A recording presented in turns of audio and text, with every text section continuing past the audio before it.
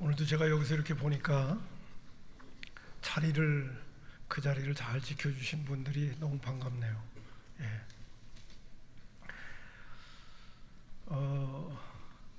우리 저 강주원 전사님 아시죠? 예, 강주원 전사님이 1주년을 맞이했다고 1년 만에 오셨대요. 나는 1년이 벌써 이렇게 갔는지 몰랐어요. 오늘 1년 만에 왔습니다 그러면서 오셨더라고요. 우리 잠깐 한번 일어나시면 우리 환영의 박수 한번 치겠습니다. 반갑습니다. 그 외에 또 새로운 얼굴들도 보이는데 그분들은 예배 마치고 반갑다고 좀 인사를 하도록 그렇게 하겠습니다. 얼마 전에 저희들은요 베드로 전후서를 말씀을 묵상하는 그런 시간을 가졌어요. 베드로 사도는 예수님의 수제자였습니다. 베드로 사도가 초대교회 때 한번 그가 움직일 때마다 많은 분들이 베드로의 설교를 들으려고 모여들었습니다. 베드로 사도를 볼 때마다 예수님을 보는 느낌을 초대교회 믿음의 식구들은 받았던 것 같아요. 예수님과 3년 6개월 동안 동고동락했고요. 또 예수님의 수제자였거든요. 또 베드로의 가르침을 들을 때마다 예수님께서 말씀해 주셨다는 그런 또 느낌이 초대교회 믿음의 식구들에게 들지 않았나 그런 생각을 갖게 됩니다. 근데 베드로 전후서를 이렇게 대하면요 거기에 아주 중요한 몇 가지 교훈이 우리에게 주어지게 되는 것을 보게 됩니다. 참 우리 모두는 다 고난이라는 것을 좋아하지 않는데 베드로 사도는요 예수 믿는 그리스도인들이 하나님의 뜻을 쫓아서 이 땅에 사는 날 동안에는 고난이라고 하는 것은 당연히 예수 믿는 그리스도인들에게 있어서는 18번과 같다는 그런 말씀까지 해주고 계셔요. 예수 믿는 그리스도인들이 신앙생활하는 데 있어서는 이 세상이 우리로 하여금 신앙생활을 제대로 하게 만들도록 하게 만들지 않거든요. 자꾸 방해를 하거든요. 문제를 일으키거든요. 그러다 보니까 예수 믿는 그리스도인들이 고난을 받게 되는데 그 고난이라고 하는 것은 그냥 당연한 것처럼 생각하고 신앙생활을 해야 된다는 것으로 말씀을 해주고 계시는 거예요. 그래서 하나님의 뜻대로 받는 고난이라고 하는 것은 정말 그건 아주 좋은 거다. 죄를 지음으로 인해서 받는 고난이라고 하는 건 부끄럽지만은 하나님의 뜻을 받들면서 의를 쫓아 살다가 받는 고난이 주어진다면 그건 얼마나 자랑스러운 일이겠냐. 그러면서 고난에 대해서 아주 긍정적인 태도를 가지고 하나님의 뜻을 잘 받들어야 될 것을 아주 강력하게 시사하고 있는 그런 내용들을 보게 되어져요. 우리 육신을 가진 저와 여러분은 속내 가운데 그런 게 있잖아요. 아무리 의롭고 하나님의 뜻이라 하더라도 거기에 고난이 수반된다면 움찔하잖아요. 뒤로 이렇게 물러가고 싶고요. 좀 피해가고 싶은 생각이 저와 여러분의 마음속에 드는데 베드로 사도는 그렇게 우리에게 교훈해 주질 않고 있어요. 그러니까 한마디로 복음과 함께 고난을 받으라고까지도 우리에게 권면해 주고 있다는 것입니다. 여러분 고난이라고 하는 것을 우리가 좀 잘 생각할 수 있는 그런 기회가 됐으면 좋겠고요. 그리고 하나님의 뜻을 받들어서 고난을 받겠다고 하는 것을 우리가 좀 당당하게 맞설려고 하는 그런 태도가 예수 믿는 그리스도인들에게 있어야 우리가 바른 신앙생활을 할 수 있다는 것입니다. 두 번째로는요, 오늘 예수 믿는 그리스도인들이 다 잘 살고 싶잖아요. 예수 믿는 그리스도인들이 다 성공하고 싶고 예수 믿는 사람들이 다 출세하고 싶고 다 위에 있고 싶고 높은 자리에 앉고 싶고 다 그렇잖아요. 근데 베드로 사도 저 예전에도 들었던 메시지였어요. 믿음의 식구들에게 권면을 하는데 이렇게 권면을 하는 거예요. 나그네와 행인과 같은 너희를 권한다. 이렇게 말씀하시는 거예요. 저는 그 말씀을 이렇게 묵상하는데 갑자기 제 마음속에 이런 도전이 오더라고요. 여러분 행인이라고 하는 거는 여행객이라는 거예요. 나그네라는 건 여러분 잘 아시잖아요. 나그네는 그 자체가 나그네죠. 예수 믿는 그리스도인들을 가리켜서 뭐라고 권면을 하냐면 나그네와 행인과 같은 너희를 권한다는 거예요. 제가 믿음의 식구들에게 새벽 기도 때도 좀 말씀을 드렸고 오후 시간에도 말씀을 드렸어요. 이렇게 도전을 했습니다. 여러분, 여행객이 잘 살면 얼마나 잘 살겠어요? 나그네가 잘 살면 얼마나 잘 살겠어요? 여러분 한번 생각을 해보세요. 베드로 사도는 믿음의 권속들에게 권면을 하는데 뭐라고 얘기하냐면 나그네와 행인과 같은 너희를 권한다는 거예요. 또 한번 질문하겠습니다. 나그네가 잘 살면 얼마나 잘 살겠어요? 여행객이 잘 살면 얼마나 잘 살겠어요? 잘 산다는 것은 내 집에서 잘 살아야 잘 살게 되고요. 예? 내가 있는 고정되어져 있는 곳에서 잘 사는 거지 나그네와 행인이 잘 살아봤자 얼마나 잘 살겠어요. 근데 예수 믿는 그리스도인의 인생이란 나그네와 행인과 같다는 거예요. 여기에는 우리에게 중요한 교훈을 해주고 있어요. 여러분, 나그네와 여행객은요, 일단 무엇이 중요하고 무엇이 덜 중요한 것을 정확하게 알고 여행을 떠납니다. 여행 떠나는 사람이요, 짐을 엄청 챙겨가지고요, 떠나는 사람은요 미련한 사람이에요. 간편하게 준비해가지고 떠나는 사람이 여행객이고 나그네예요. 근데 오늘날 예수 믿는 그리스도인들, 제가 극단적으로 표현을 한다면 나그네와 행인과 같은 인생을 살려고 하는데 이 땅에다가 뭘 그렇게 많이 짊어지고 살려고 하는지 모르겠어요. 이 땅에다가 뭘 그렇게 많이 챙기고 가려고 하는지 모르겠어요. 여러분, 분명하게 말씀드립니다. 믿음 생활을 잘하는 신앙생활이란 나그네와 행인과 같은 삶이고, 나그네와 행인은 그들이 잘 살아봤자 나그네일 수밖에 없고 행인일 수밖에 없는 거예요. 이 가치와 이 기준이 믿음의 식구들의 삶 속에 분명하게 자리 잡아야 그 사람이 신앙생활 잘하는 사람이고 주님 앞에 서는 그날 주님께 칭찬받는 사람이에요.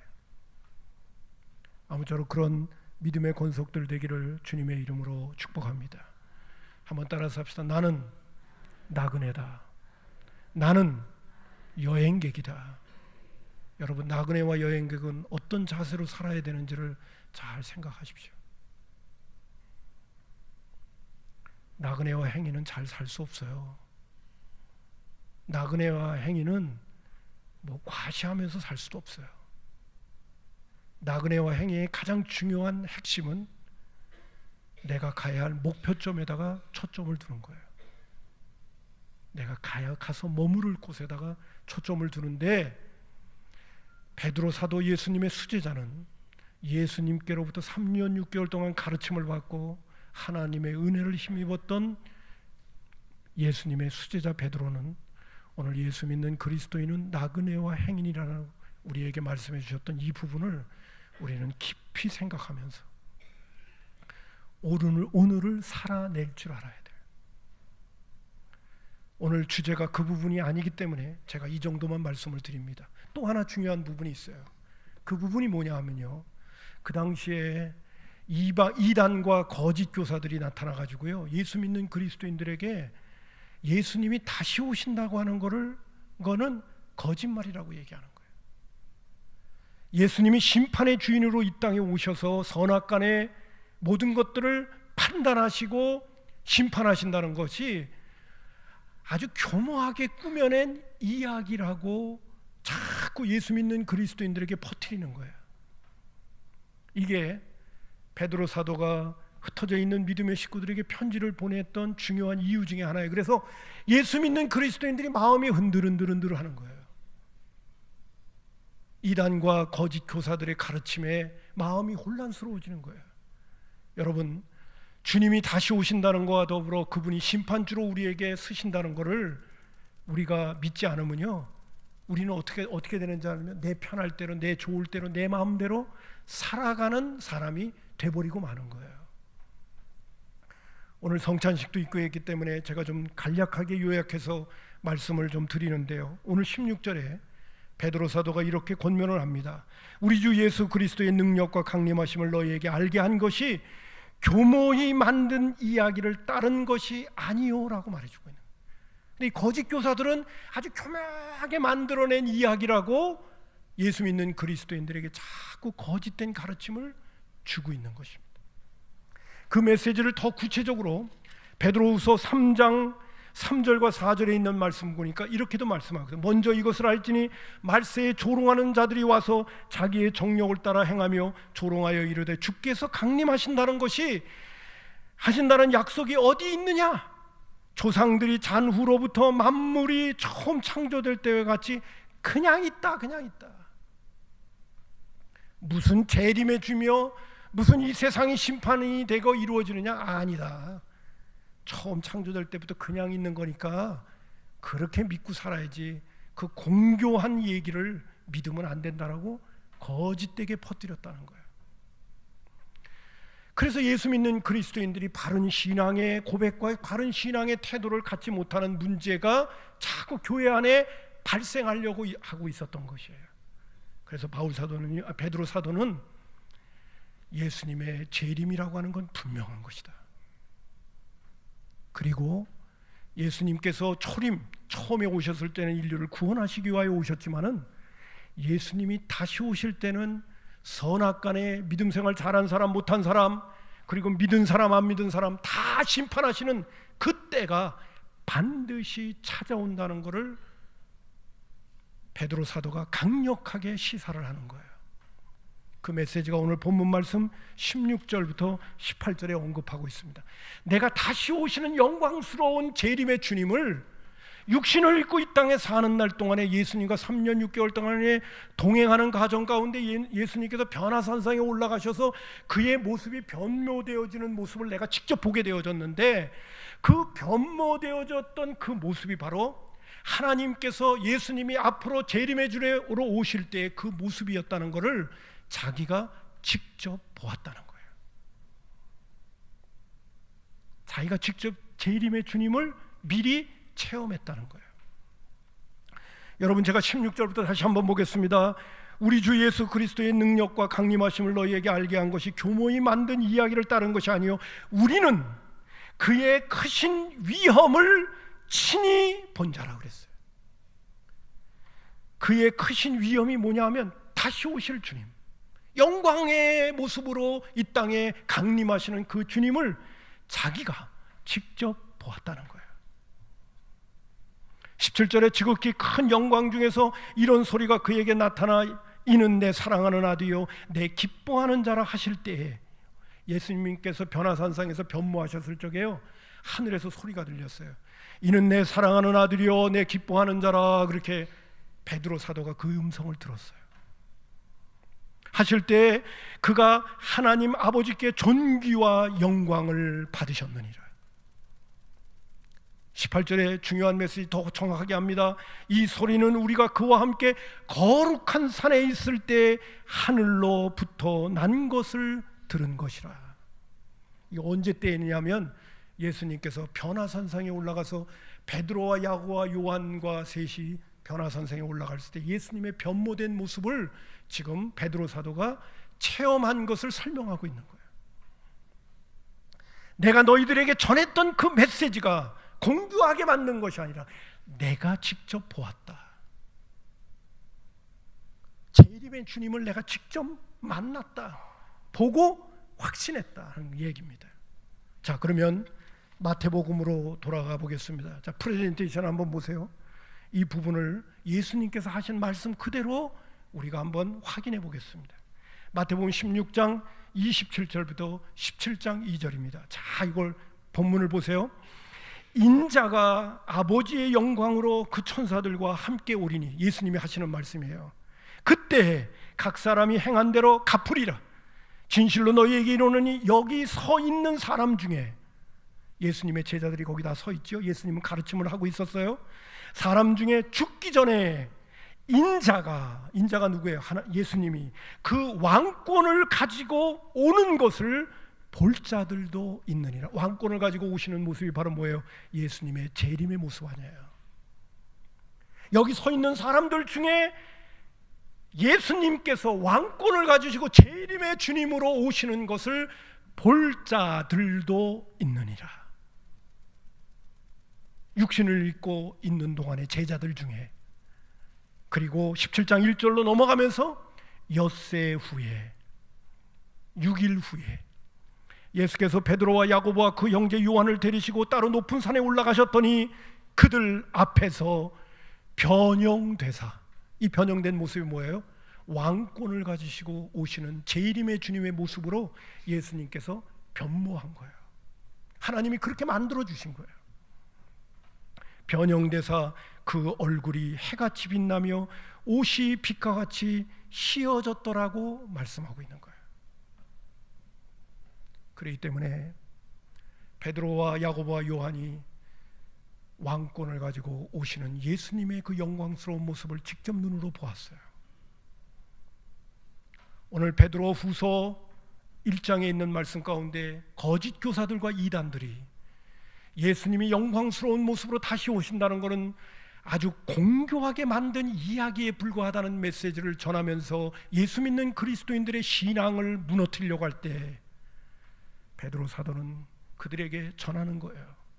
내가 전하는 메시지는 공교하게 만든 이야기가 아니라 내가 직접 본 것을 너희들에게 전했던 거다.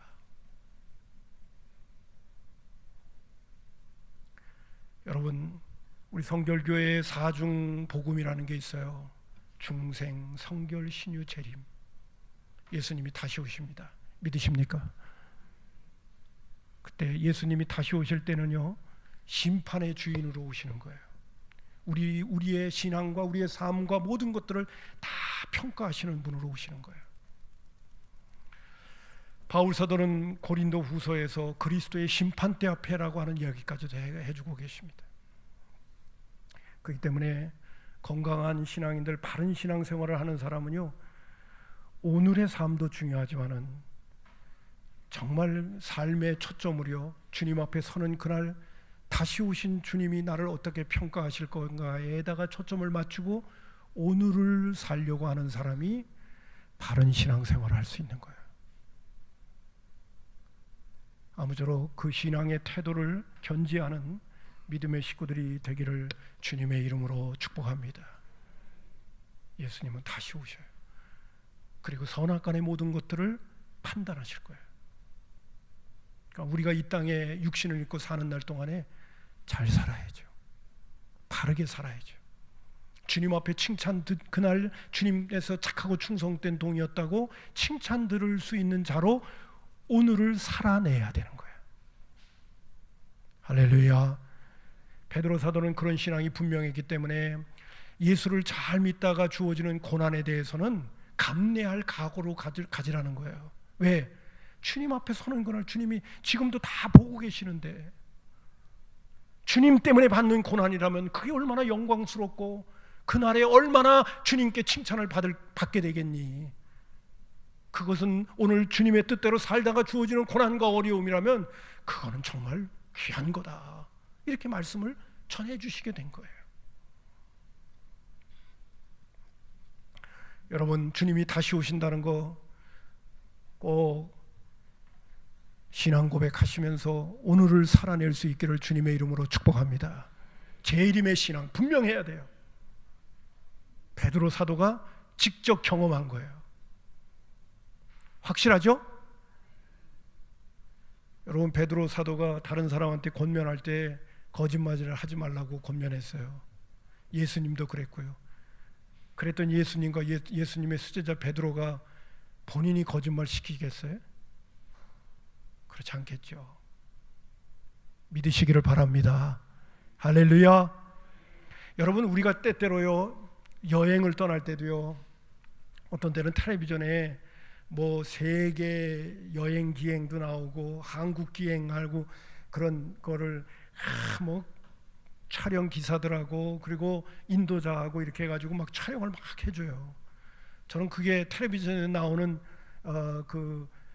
뭡니까 프로그램 가운데 참 재미있게 보는 그런 프로그램 중에 하나예요.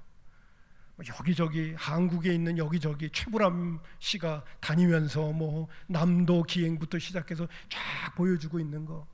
또 세계 여행 EBS에서 하죠. 세계 여행 기행 같은 걸 하면 쫙 보여줘요.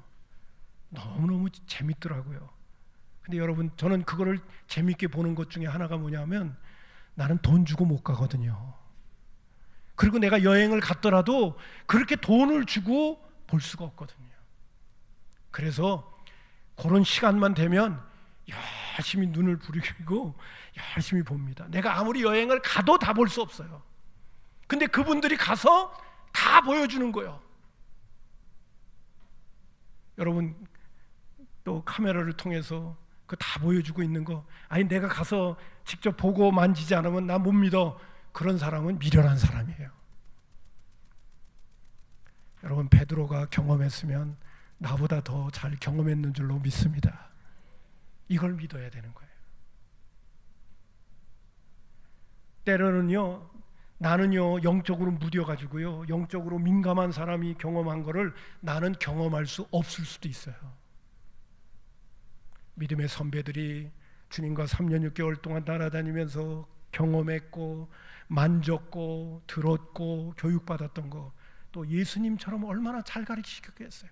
그거 다 배워가지고 우리에게 전하는 메시지, 아유 내가 직접 듣지 않으면 난 못 믿어. 그런다면 그분은 미련한 사람이에요. 여러분, 베드로 사도가 직접 경험하고 변화선상에서 영광의 주님, 왕권을 가지고 오신 그 주님을 만나 뵀던 거 그대로를 우리에게 전하고 있는 거 그대로 믿고 다시 오실 주님을 소망 가운데 바라보며 믿음 생활 잘할 수 있기를 주님의 이름으로 축복합니다. 그런데요, 베드로 사도가 직접 경험한 재림의 주님을 우리에게 소개해 주면서 재림 신앙을 분명히 가지라고 말씀하시는 걸로 끝나는 게 아니라 내가 체험했던 신앙보다 더 확실한 게 있다는 거예요. 그게 뭘까요? 오늘 19절에 나오는 메시지입니다. 재림 신앙을 갖는 데 있어서 내가 경험한 것을 너희에게 전하기 때문에 너희들이 믿기도 해야 되겠지만은 그거보다 더 확실한 증거가 있다는 거예요. 그것이 19절입니다. 여러분 한번 19절을 보세요. 또 우리에게는 더 확실한 예언이 있어. 어두운 데 비치는 등불과 같으니, 여러분 어두운 데 등불이 비치면 그 등불이 얼마나 밝습니까? 밝은 대낮에 등불을 켜는 거하고 어두운 데 등불을 켜는 거하고는 그 가치가 다르잖아요. 어두운 데 비치는 등불과 같으니 날이 새어 샛별이 너희 마음에 떠오르기까지 너희가 이것을 주의하는 것이 옳으니라. 여러분, 가장 어두울 때가 새벽이라고 그랬어요.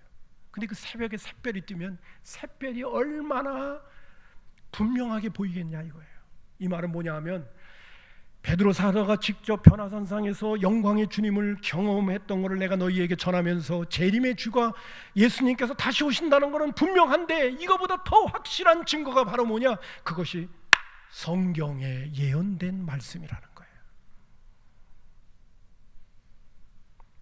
20절에 먼저 알 것은 성경의 모든 예언은 사사로이 풀 것이 아니니 예언은 언제든지 사람의 뜻대로 낸 것이 아니요 오직 성령의 감동하심을 받은 사람들이 하나님께 받아서 말한 것이라.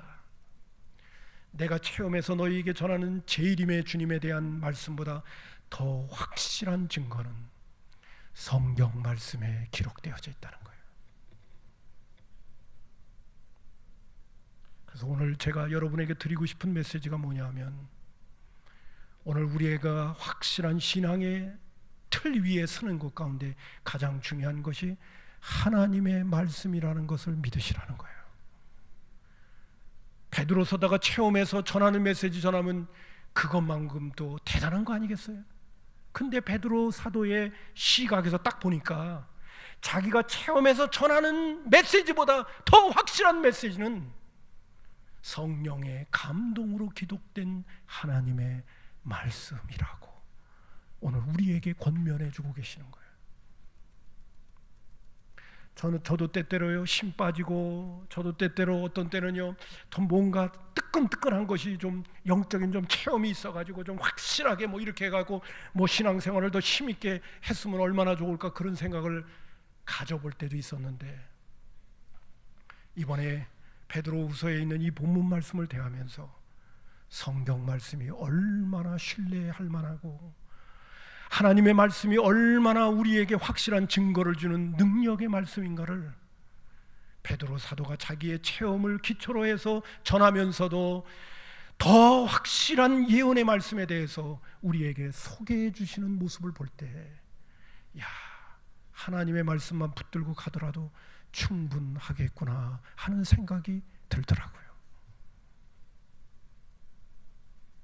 여러분, 체험적인 신앙 중요해요. 특별히 하나님을 만나는 경험이라고 하는 것은 대단히 중요합니다.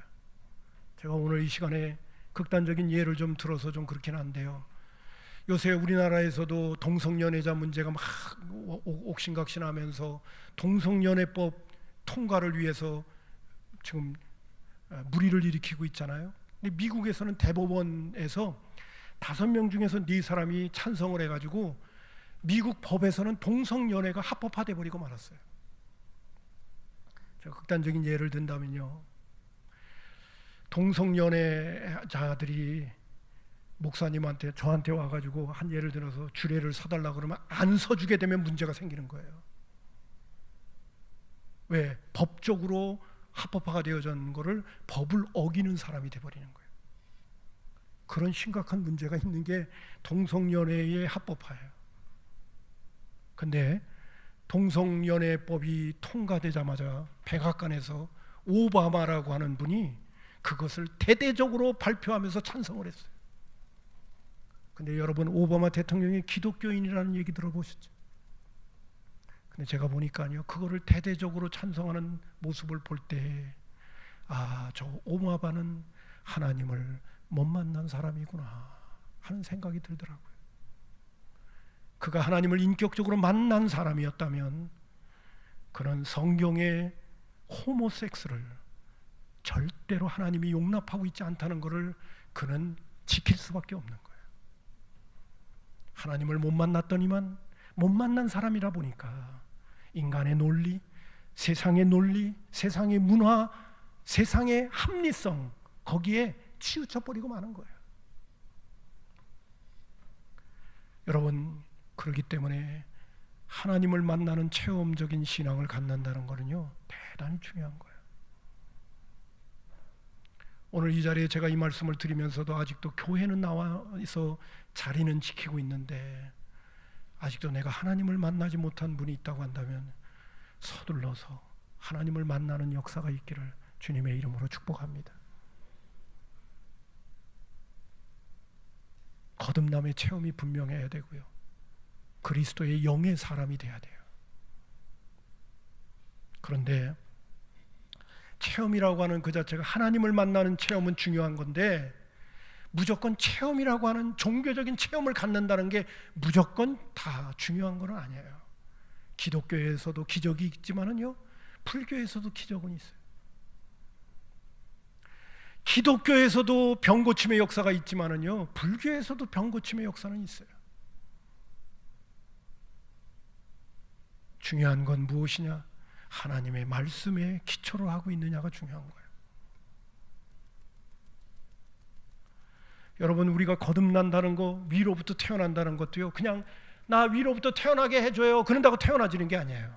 요한복음 3장에 나오는 말씀 가운데 보게 되면 니고데모와 예수님과의 대화 속에서 인자가 들려야 하느냐 하면서 구약의 광야에서 뱀을 든 것처럼 인자가 들려야 한다고 하는 것처럼 내가 십자가에 못 박혀 죽은 것이 인류의 죄의 문제를 해결하기 위하여 하나님이 세상을 이처럼 사랑하사 독생자를 주셨으니 이는 저를 믿는 자마다 멸망치 않고 영생을 얻게 하기 위하여 아들 예수 그리스도를 이 땅에 보내셨다는 것을 믿을 때 거듭남의 체험의 역사가 시작되는 거예요.